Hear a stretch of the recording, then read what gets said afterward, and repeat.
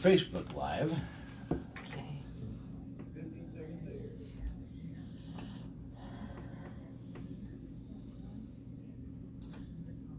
And we are YouTube Live.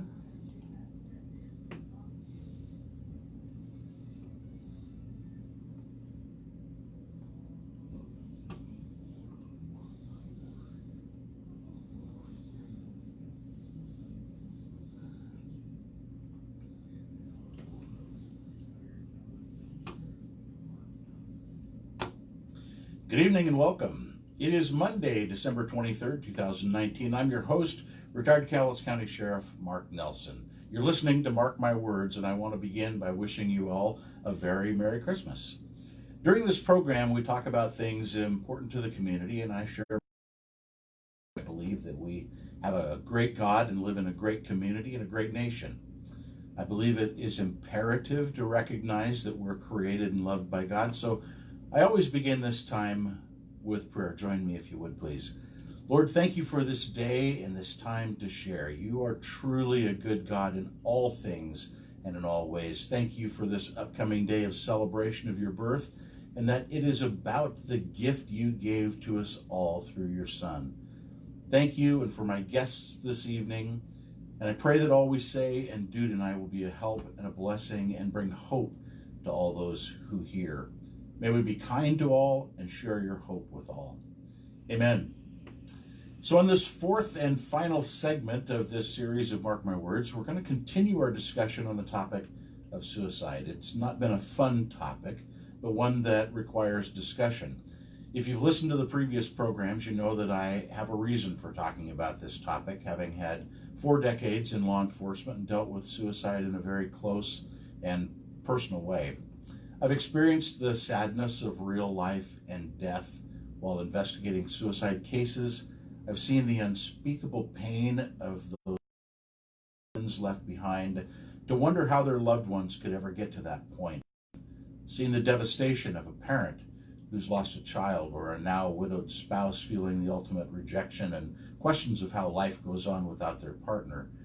And the eyes of a child who will never unsee their brother or sister, mother or father as they just found them. And I'll personally never forget doing everything possible, yet watching helplessly as someone takes their own life, which carries a lasting sorrow with it. I've experienced all those things, and this is part of the reason why I'm here today. Over the past 3 programs, we've discussed the topic of suicide and why it's an issue, what the impact of suicide is on family, friends, and the community. And last week, we talked about the help available to those struggling through their own crisis or with the loss of a friend or loved one to suicide.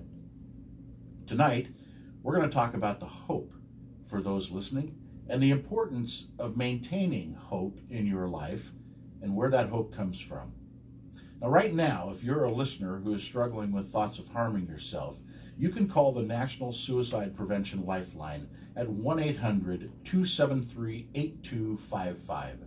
That's 1-800-273-8255, the National Suicide Prevention Lifeline. That number 4 hours a day, 7 days a week. Tonight, my guests on Mark My Words serve our community in very special ways. What they do requires them to give a large part of themselves to give others both help and hope. I'd like to first introduce the person whose work in our community here inspired me to take this effort to the next level and get it out to a more public format. Welcome, Valorie Futcher, health counselor, among other titles, who works for Columbia Wellness. A few months back, I was participating in a meeting where Valorie was present. She was sharing about her efforts to bring suicide, mental health, and emotional crisis awareness to the schools. And it inspired me to bring that message to a larger audience and then here to the radio format. So thank you to Valorie for her work in our community. My next guest is Pastor Sam Sanden, who's the associate pastor at Father's House Church here in Longview. Sam is a man I've known for several years. I love his heart for God and God's creation. He's a man of great love, compassion, and hope. Welcome to you both. Thank you for being here.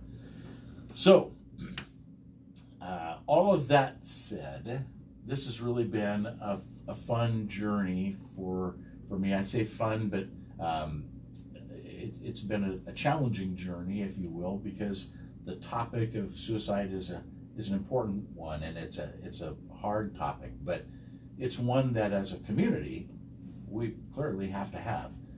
So I really, really appreciate both of you taking time to come and just share about the hope, about the issue, and give us a chance to talk about this in the community, where the community can hear. So, Valorie, in the mental health, emotional crisis, whatever term is popular these days, world, what gets a person to that point of suicide? It's different for people, I know, but if you could, what do you think gets people there?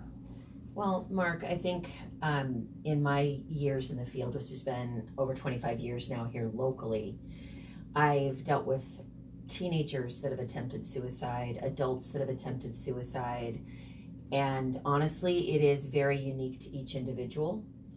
Sometimes it is as a result of constant bullying that kids have received at school, and they're constantly harassed, told to actually go and hurt themselves, actually go and kill themselves even.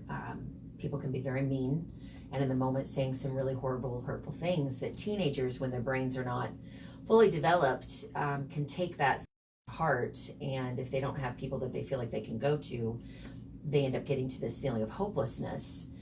With adults, I've seen it be that they had very severe depression. Maybe they had a marriage that broke up. Maybe they had financial problems. They weren't able to pay their bills. They were having to file bankruptcy, and they just really got to a place where they just felt like people would be better off if they weren't around. It's really been a wide range of individuals that I've dealt with. So it's not been just one factor that's impacted individuals, because I've also dealt with people that had some very severe health issues, and they weren't really sure that they would be able to manage the pain level, and their pain was so difficult that they just got to that point where they were thinking, I need to be done with this. There's just quite an array of issues that go on in our society as well. There's substance use, domestic violence, things of that nature that can happen, and people, losing their life to just the addiction. And I've seen that a lot here in our community. Individuals that have gotten so addicted to things and not able to really maintain a job and maintain any kind of normalcy, that they have gotten to the point of. So when somebody is going through a period of time where they're struggling, and we use the word depression a lot, what are some of the things that people should look for within themselves? I mean, maybe in their life, what does that look like for someone? What signs should they recognize? I think it's really important to look at your level of activity and participation in activity. When people are really depressed, things that they used to enjoy, they no longer enjoy, and they find themselves isolating. What we see a lot of times with people that come in at intake is their parent brought them in, if it's a teenager, and you'll ask them, what's been going on? And they'll be like, well, I come home from school and I just immediately go to my bedroom. I isolate. I don't have dinner with my family. I don't talk to my friends. I'm feeling really sad. There's an overwhelming feeling of sadness, worthless, low self-esteem, feeling like they're not valuable anymore. Frequently things of that nature. You can also see at the same time where they're struggling with, sometimes it can be that they just stop eating food altogether and they just won't eat. They have no appetite. But we've also seen the opposite effect, where there's some people, when they're so depressed, they just eat and eat and eat to try to provide themselves with comfort, and so they'll overeat. So you kind of look at that. You look at, are you feeling sad every day? Are you crying every day and finding that you can't handle situations in the way that you and you're starting to just cry? With teenagers, you can see a lot of irritability. Frequently with teens that are struggling with depression, they're just cranky, and their parent will come in and say, they are just biting my head off for no reason. They're constantly argumentative with me, And that's actually one of the symptoms for diagnosing depression. Now, in the DSM-5, which is what we use at our facility for an intake assessment, for example, that's the Diagnostic Statistical Manual of Mental Illness. There's a very specific criteria list for depression. And when we're asking questions of people, we want to hear what they have to say. We don't tell them the list. We ask them, what are you experiencing? Because we really want to truly look at what's really going on with them. How much of that is, you think is actually diagnostic or clinical as opposed to just being a teenager? How do you know the difference? Well, if it's lasting for more than, it's a good question. If it's lasting for more than 2 weeks where they just literally don't want to come out of the room, they are talking about feeling worthless, they're crying, they're sad, their grades are, they don't want to go hang out with their friends like they used to. I always recommend getting them in for a well child checkup. Let them see their doctor because, you know, there's also health issues that could be going on, and there could be some underlying health issues as well. So I always recommend start with your primary care pediatrician. Sure. Any family that, you know, calls up and asks me, I don't automatically assume you need to come in for an intake assessment. I say, when was the last time you saw your pediatrician? And sometimes they haven't seen their pediatrician in a few years. Right. So I'm like, let's start there. Let's get you into the doctor. Let's make sure that everything's okay. Because sometimes there can be a thyroid problem. And when there's a thyroid problem, that can definitely mask itself as looking as though the person's depressed, but they're actually having a thyroid issue. You know, there can be some underlying health issues that could be going on as well. So it's always good to get a checkup for the teenagers with a pediatrician, for adults with their primary care doctor. Sure. You gotta go kind of looking at like the holistic approach with that as well. Okay, so we're going to take a quick break here, and when we come back, we're going to talk to Sam about the role of a spiritual side in a person in dealing with these issues. We'll be right back.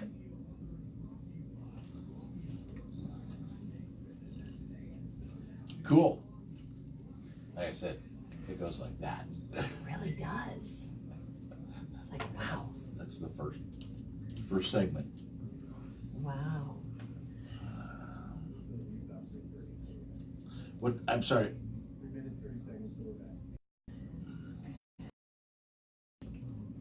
It is very reassuring seeing you there. It's very reassuring seeing you there. It's very reassuring seeing you there for some reason. Now I know why you said to us that if you left, that, you know, there's just, yeah. I know.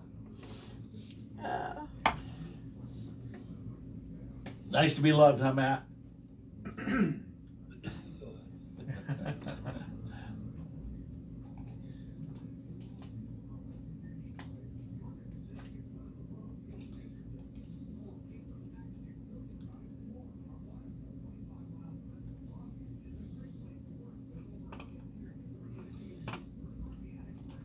Yeah, there's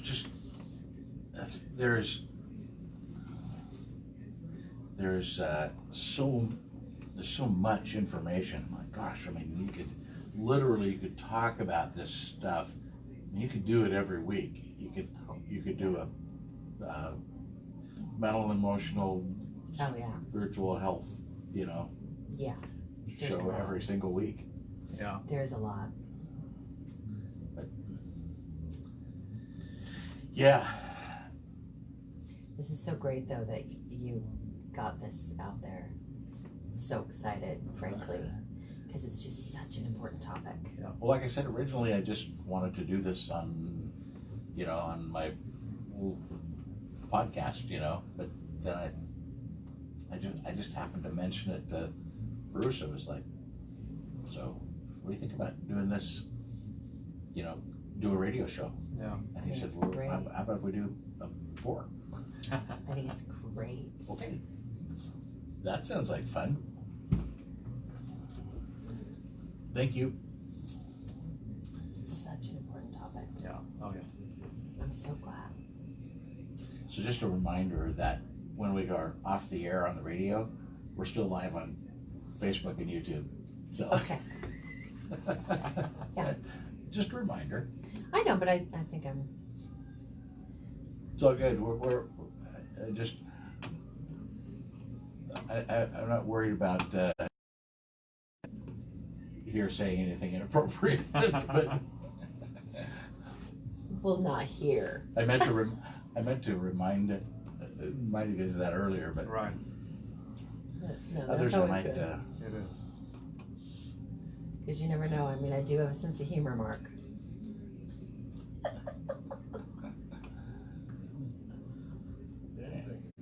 All right.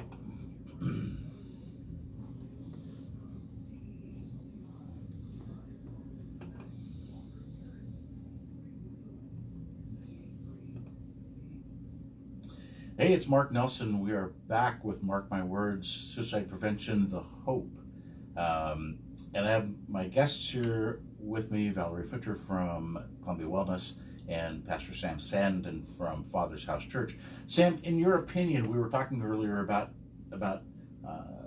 just kind of what it takes to get, what a person goes through, I guess, to get to a place of needing help. And I'm curious about your thoughts on what role the spiritual side of a person in dealing with depression and or suicidal thoughts. I think it's huge. You know, as a pastor, we're in the business of dealing in hope, and hopelessness is such a powerful, in a negative sense, force. And there's stories again and again of the difference between a survivor and someone who succumbed to, whether it's an accident or things that happen in life in general, and how the hope kept people alive.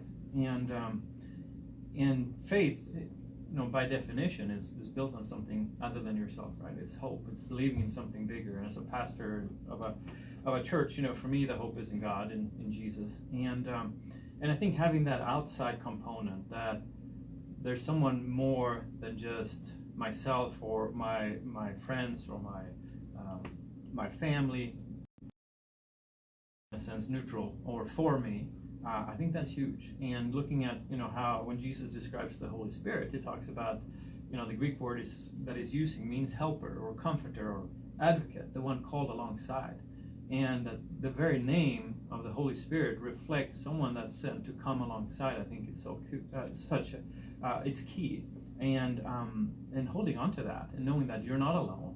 And I believe we need medication where medication is needed, and we need the counseling where that's needed. But I think the faith can bring that outside component to add on to that. I don't think it's a either or. I think it's a both and knowing that, looking through Scripture, looking through the Bible, that God is for us. He has a plan for us. He's got a purpose. There is hope, and not because someone else says so. I don't feel it maybe, but when Scripture again and again talks about that we can have that blessed hope, I think that could be a huge difference.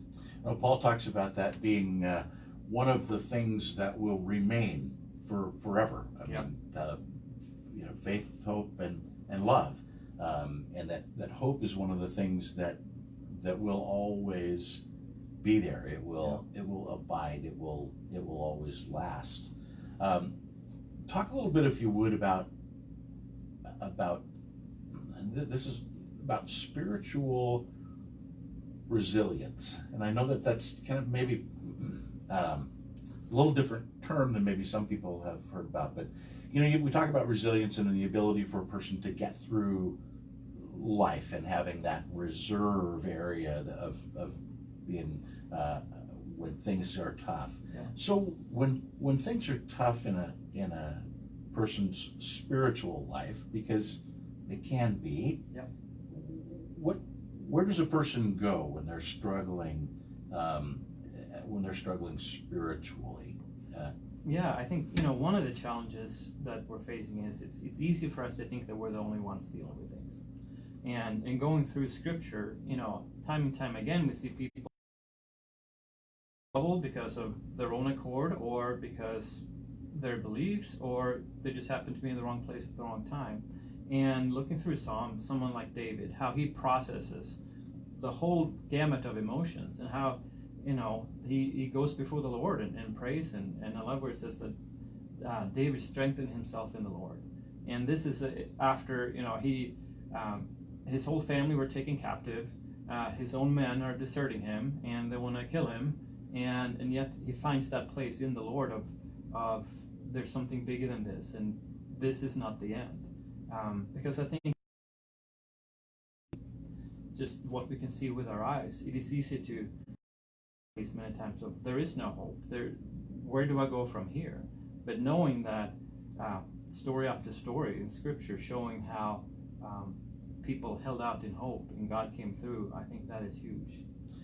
I agree. Valorie, you see this in people when you counsel, and I realize that there are some challenges in the faith world with some people when you're counseling, maybe not. So, but what are your thoughts on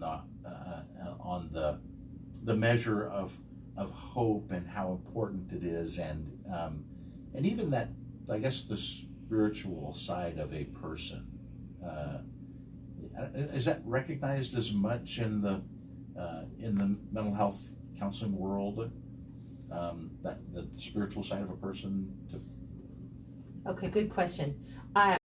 So at our organization, we have to, our doors are open to anyone. Sure. We are wide open.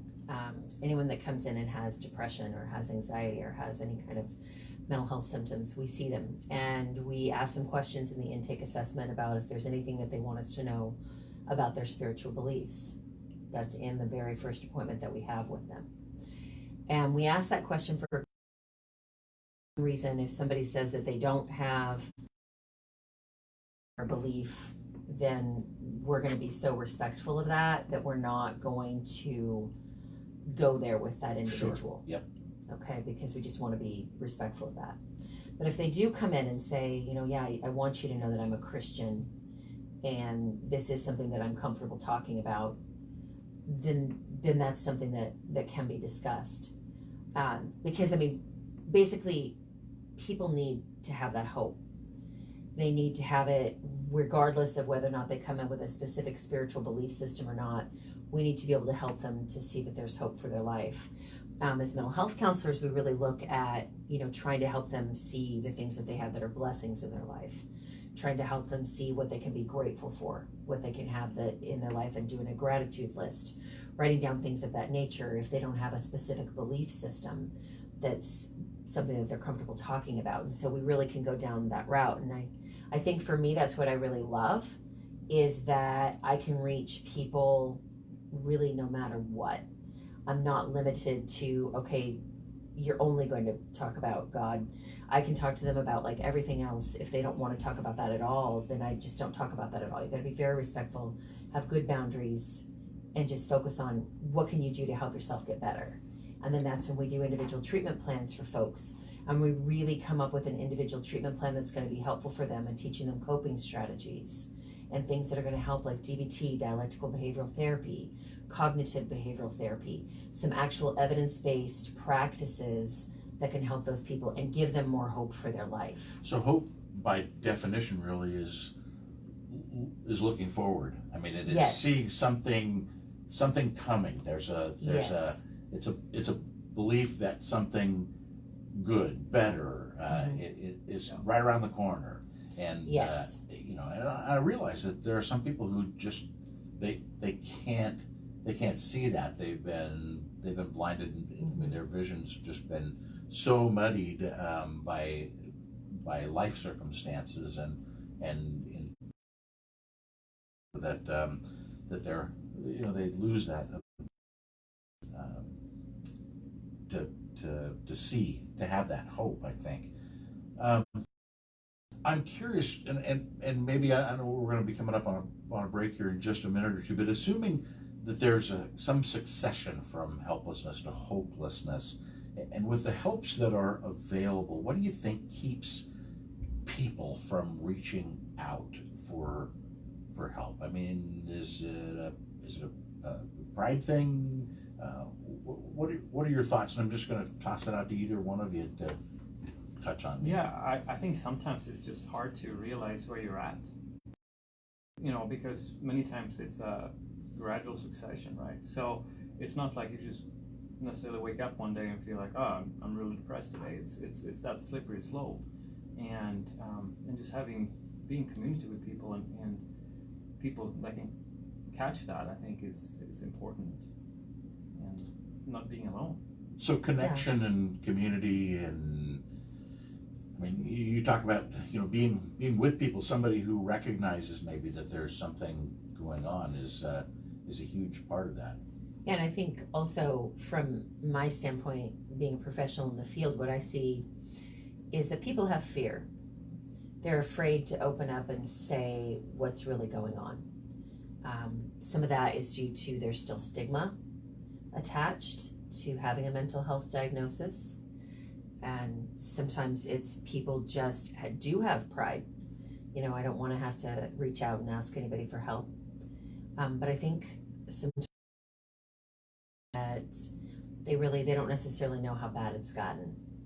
They're just used to living in this, like, I'm only in my room, I'm not getting out, I'm not doing things, I'm struggling with finances, and they can get caught up in that and just that day to day and not really realizing, hey, I need to reach out and get some help.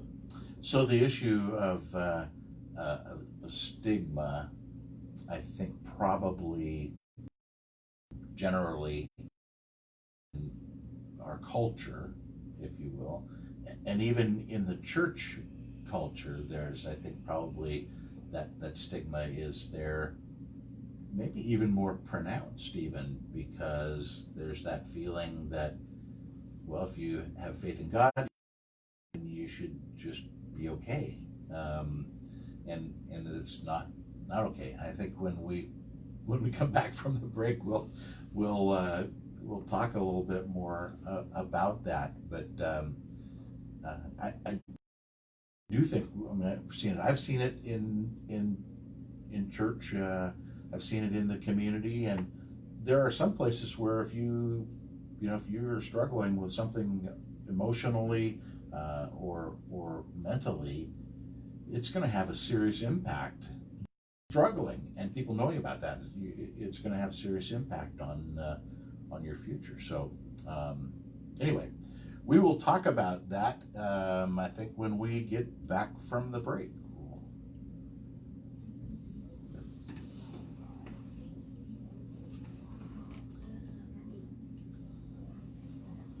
Cool. It really does go fast. Yeah. Yeah, it just flies.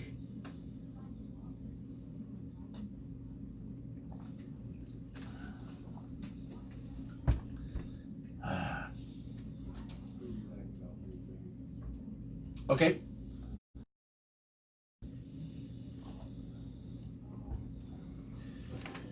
Well, let me see, we're almost halfway through the questions. I do want to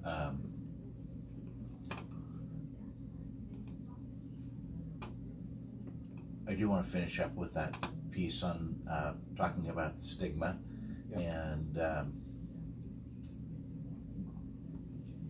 culturally, and in the church I want to talk about those things a little bit more, and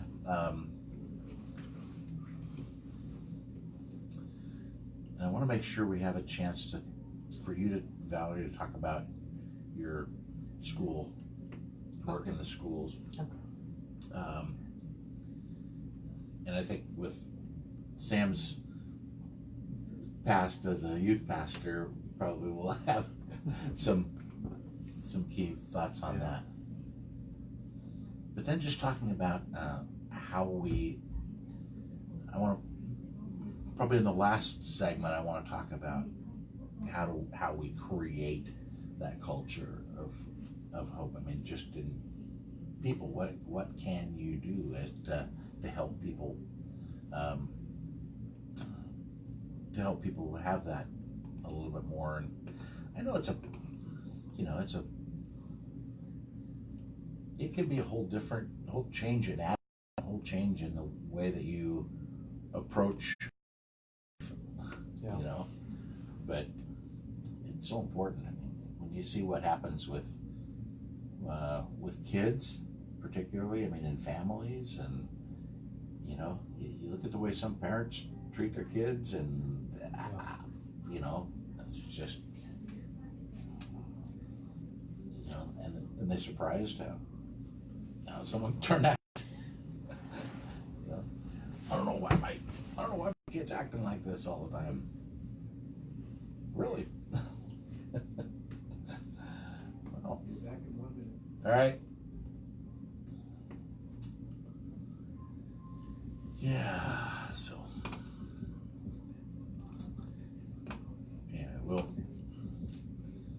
we'll talk a little bit here real quick finish up about the stigma. Maybe we'll finish up real quick. I don't know. Let's see. Because we'll have about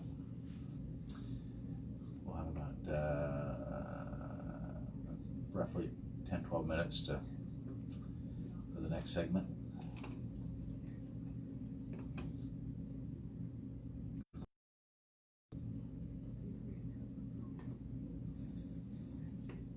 You guys are both, though, just nailing it. You're doing just such a great job. I'm getting so out there. So. All right.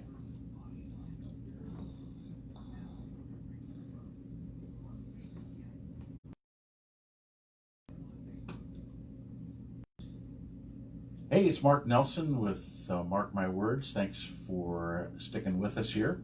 We're talking again about suicide, and particularly about the hope that there is for people who are struggling. One of the things we were talking about before the break, we were discussing about the stigma of people who having a mental health issue that they were struggling with, or depression, or going through some type of an emotional crisis. And the stigma of that, both culturally, currently, and in the church. And I'd like for you both to address that, if you would, some, and let's talk about a little bit about that stigma and how do we get past that? Yeah, I think it's hard because it's many times not on the surface in the same way. So let's say you go and break an arm.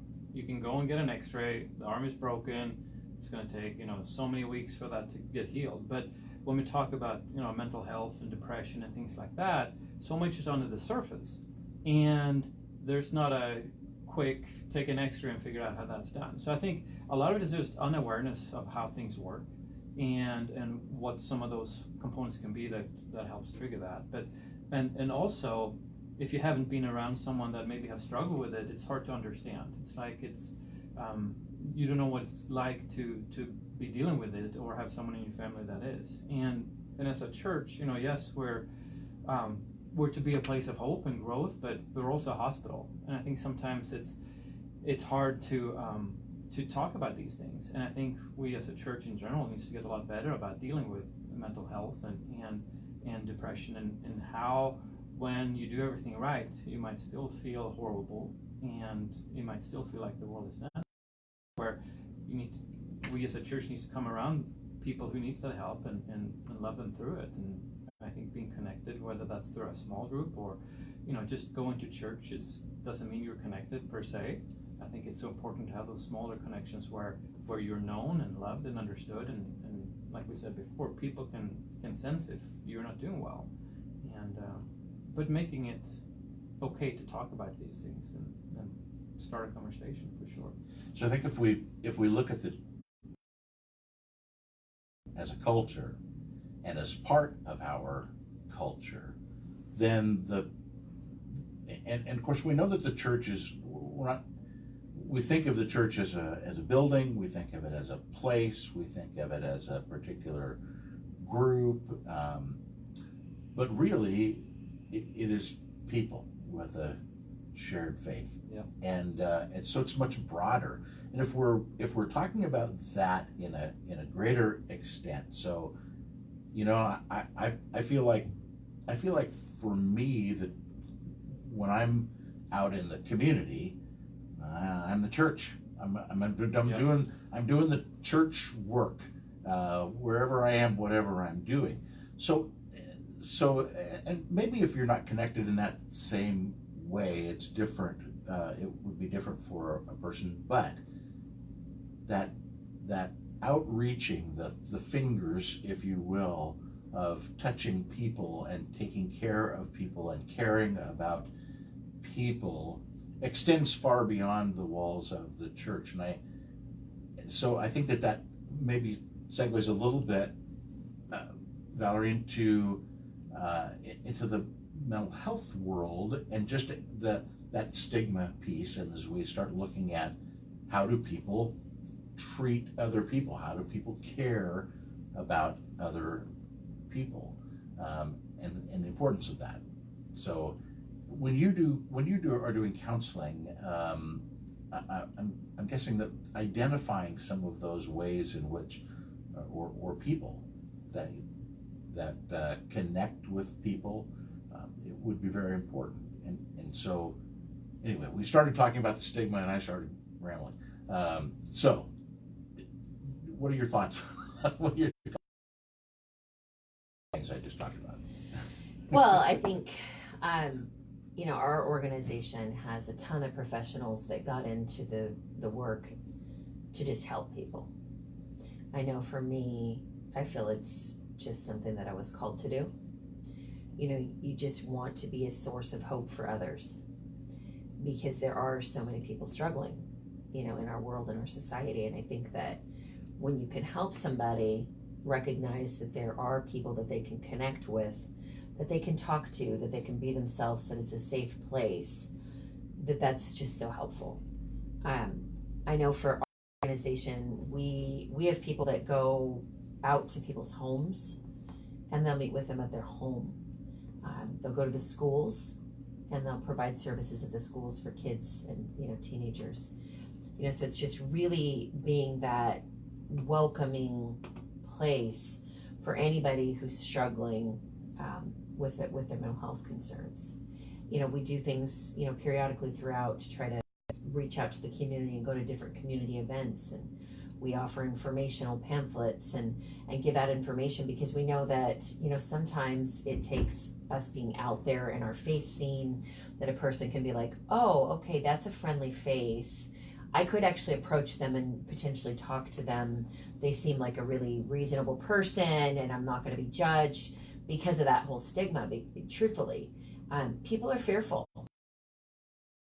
They're maybe uncomfortable. They don't even really necessarily know, hey, what's going on with me? I don't even necessarily know what all is going on with me. I just know that I'm having these kinds of symptoms. And so when they can come in and they can meet with us and they can have that first intake assessment and really be given some education about what criteria reporting, and how they meet certain diagnoses and things and working with the doctors. Or even if you tell them, hey, I'm happy to report you really don't have a mental health problem, but there's these other resources here in the community that you could get involved in, other activities. If people say that they're interested in church, letting them know about different area, churches that they could attend. Because sometimes somebody comes in, they don't meet criteria for mental health diagnosis. And that's a great conversation to be able to have, but also letting them know about other activities that are out there. Right. So do people have, who have sort of hope, I guess, do you think people generally struggle with understanding people who don't have hope? I mean, how somebody gets to that place? Yeah, I think people sometimes feel unqualified to help, or they don't know what to help or how to help, and not understanding, I think, is part of that package. But I think also just giving some very simple tool, just be a listening ear, be someone that's loving and caring, and have a genuine interest in people. That doesn't take a degree. But I think it's easy to think that only a professional can deal with that, or we see that in the church world all the time, that, well, I'm not the pastor. Well, you have the same Holy Spirit, right? Yeah. So in the same way, instead of thinking that you have to arrive somewhere before we can be of a help, we can all listen, we can all love, we can all care. Just starting there, I think, is going to be huge. So you do a lot of work in the schools, and we're got a break coming up here in just a minute. But I want to carry that along. How important is that when you're talking to students about that? Be an ear, be a friend, kind of thing. Oh, it's huge. It's absolutely, I agree with what he's saying. I mean, you do not have to be a professional in the field to provide hope for people. When I work in the schools, I actually go in and provide some education on depression and education and suicide prevention. And I'd like to take this opportunity to let you know, Columbia Wellness does have a 24-hour-a-day mobile crisis line that's also available for anyone. Just give the number real quick and then we'll 360-425-6064. Okay. We'll give you that number again here in just a few minutes, but we're going to go off for a break. We'll be right back with you. This is Mark My Words.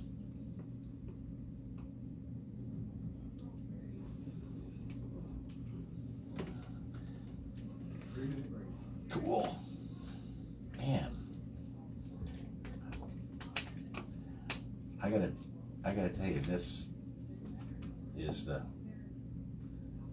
what I was hoping. Yay. For.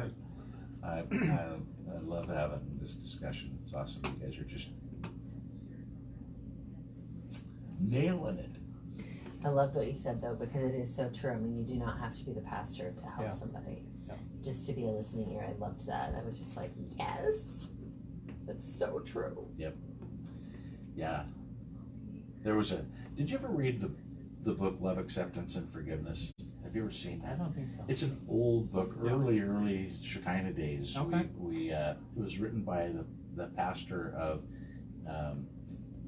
in the 80s, 70s and 80s anyway. Jerry Cook was his name. I don't know if the book is still available, but it was very key for us as a church early on, and it just talked about love, acceptance, forgiveness. Talked about the basically as individuals being out in the community doing what God's called you to do. Yeah, and that's true. Anyway, very, very, very, very, very key. And the thing that is so important for us, I think, as Christians to remember is that Jesus was probably the least judgmental. I mean, it was like, do good, love God, and love your neighbor. I mean, those were the biggies. Yeah. And it didn't have to go other stuff. It's not about performance. It's not about I have to be this and this and this and this and that. That's not what that's not the gospel. It's just not the gospel. Yeah. Right. So we should pay more attention to the gospel and less to performance issues, if you will. Yeah, that's true. Anyway, so okay. I want to talk. I won't get to some of these other questions, but I want to talk about virtual community. I think it's just huge. I know we don't have a lot of time, and then creating that culture of hope. I do want you to give the phone number, the crisis phone number, a couple times, and then I'll need the last minute or so to wrap it up. Mark Nelson, we are back with Mark My Words and talking about suicide prevention, the hope. So we were, Valerie was talking about her work in the schools and about how important it is to befriend, have relationships. And one of the things that we kind of hurried through at the end was the phone number, the local phone, Columbia Wellness And I want Valorie to give that out again here to the listeners, if you would. And then I want to talk about the difference between friends and people, I guess, between real friends and Facebook friends, virtual friends, if you will. Maybe we can kind of move into that. But first of all, give us the number again, the crisis line number. I'd be happy to. So Columbia Wellness has a 24-hour-a-day, 7-day-a-week, 360-day-a-year. We're open every day. The number is 360-425-6064. And that number has somebody that will be a professional that can talk to you 24 hours a day. There's a day shift, a swing shift, a graveyard shift. So that if you felt that you were having thoughts of wanting to harm yourself, I would want you to call that number, and there would be a caring professional that would be able to help you. Columbia Wellness feels very strongly about that, and it's something that's offered here and has been ever since I've worked for the company, and that's been over 25 and a half years now. And we feel very strongly about being able to let folks reach out, because people do need hope. And a professional can talk to an individual and help them to see that there is hope for their future. If they're calling with depressing thoughts and feeling hopeless, they can get that help that they need. So you had a question about friends and virtual friends. So talk a little bit about because you were talking about the schools and the work that you do there in the schools. And this is not limited to discussion about schools to young people, although it's incredibly important. I mean, the numbers historically, when we look at local at the local suicide numbers, there's always been a certain percentage of that are their youth, that are young people, and that, I think, it's always tragic. It's tragic when anyone chooses to take their own life, but it's especially tragic when you look at someone who is a young person, and because for us as adults, we look back and you go, yeah, but you get through that stuff, yeah, but you grow through that stuff. Anyway, so share with me about friends, and then the kind of that our current culture of virtual friends, or some kind of a media community, if you would. Okay. So when I go out in the schools, part of my presentation is I'm asking the kids, to raise their hands if they social media. Well, that's like almost 100%. And then I ask them to raise their hand if they're aware of social media bullying. Again, it's almost 100%, where kids are getting bullied via Instagram, via Snapchat, via Facebook, Twitter. I mean, there's just a ton of bullying that's going on, and I think that a lot of times they're young, they feel like they can hide that. They don't necessarily have to be in the person's face to say some of these cruel, mean things, and so it gives them a little bit of courage to say some really mean, really hateful things. And really, when I give the presentation in the classrooms, I get on a bit of a high horse, so to speak, because I tell them, I say, look, if you can't say anything nice to these people, just don't say anything at all. You don't have to be everybody's best friend, but you definitely mean, hateful, cruel things to one another. And I explain to them that I do have students that come into my office when we get them in for services, that they have attempted to harm themselves or in their own life because of the social media bullying and then the bullying that they receive in the schools. And I talk to them about that it's really important, your words matter. And if you can't say anything at all. And I really hammer that down pretty intensely. Sure. Because I just want these young people to understand the impact of what they're saying and what they're doing to their peers. Because it's a big deal.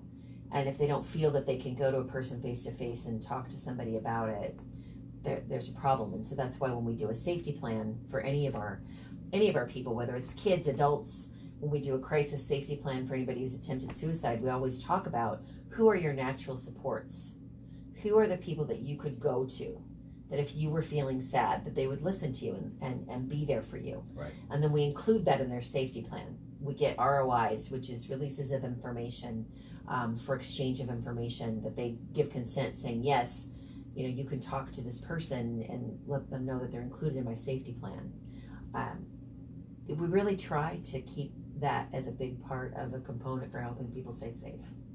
Community used to be much different. I mean, I remember, growing up and people coming over to the house. I mean, people would just stop by and visit. Friends of my parents, and they still do that. But it's a different world now, because a lot of connection happens through email or through text messaging, as opposed to actually speaking with someone. And there's a certain convenience with that, I understand. But I think that everybody has to recognize that there is that connection. I mean, we could have had this conversation and had you guys call in, kind of thing. But to get to have the conversation and actually be connected is so much more important. Yeah. See, Sam, the virtual community. I mean, it's not that it's a bad thing. I mean, there are a lot happening through our ability to use technology to reach out and to make some connection. Some people wouldn't be connected at all if there weren't for that. Right.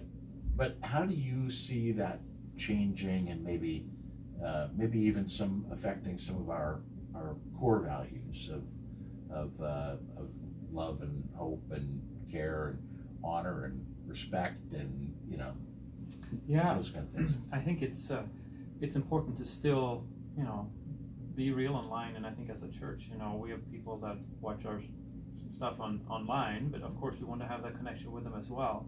And I think it's to just say it's all bad. It's not. I don't think that's helpful. But finding ways where we can reach out, where we can make ourselves available. And I think part of the things with social media too is that it might be easier for someone to reach out to you over social media to find help, whether it's through a friend or through one of the online resources.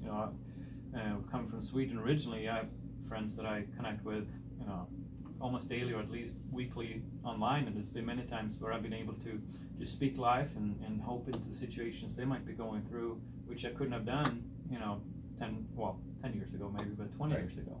So it's understanding and finding how can we use these things for good, and as leaders, the thing too is to try and make sure that we're the same on screen and off screen, and be authentic, because what really matters is, are we truly who we say we are, and call that connection and bring that in, because even on a Sunday morning at church, I can only connect with so many people, Right. and you have to be intentional. I think that's the key for us who feel we're doing okay or are healthy at the moment, of being intentional instead of just waiting for people to reach out to us when they need help, to be proactive, be loving, and everyone is significant, and speaking these truths to people around us.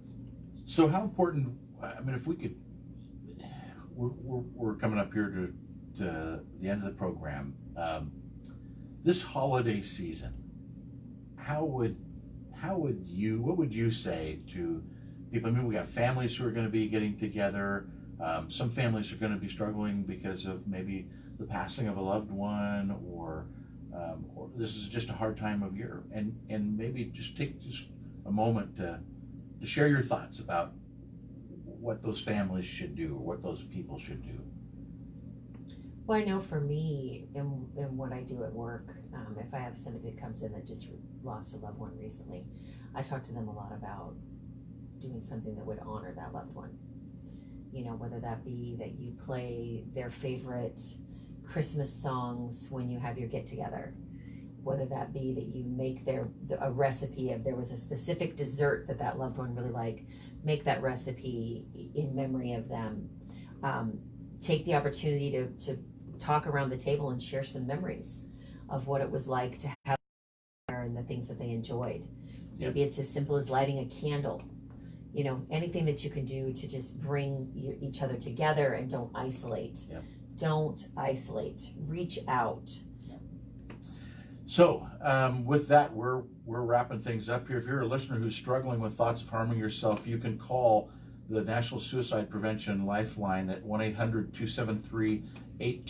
I want to say thank you to my guests, Valorie Futcher from Columbia Wellness and Father's House Church Pastor Sam Sanden. Also want to take this time to thank Mr. Bruce Pollock and the staff here at Keto for allowing me to bring this important message to the community. Remember, the reason for the season is Jesus and what he did through the cross and the resurrection. It's not just a cute little story. Okay. Hey, it is what it is. I was trying to get you your headphone there, but we were running out of time. That's right. Wow, it just went really fast. He did. It really did. Yep. Questions were great. Yeah.